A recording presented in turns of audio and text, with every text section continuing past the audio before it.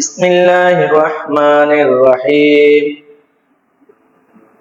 প্রিয় দিনী ভাই ও বোনেরা, আজকে আপনাদের সামনে আলোচনা করব উজুর নিয়মাবলী নিয়ে।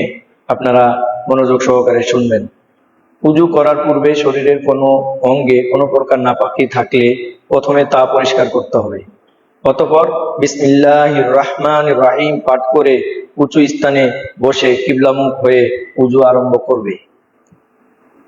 2 হাত কবজি পর্যন্ত একবার ধৌত করা ফরজ, 2 হাত কবজি পর্যন্ত 3 বার ধৌত করা সুন্নত। অতঃপর 3 বার কুলি করা সুন্নত। 3 বার নাকে পানি প্রবেশ করানো এবং তা ঝেড়ে ফেলা সুন্নত। মুখমণ্ডল ধৌত করা, অর্থাৎ এক কানের লতি থেকে অপর কানের লতি পর্যন্ত, কপালের উপরের চুলের গোড়া থেকে থুতনির নিচ পর্যন্ত এবং ঘন দাড়ি বিশিষ্ট লোকদের দাড়ি খেলাল সহ একবার ধৌত করা ফরজ আর 3 বার ধোয়া সুন্নত। মাথার 4 ভাগের 1 ভাগ মাসহ করা ফরজ, পূর্ণ মাথা মাসহ করা সুন্নত। 2 পায়ের টাকনু সহ একবার ধৌত করা ফরজ, 3 বার ধৌত করা সুন্নত।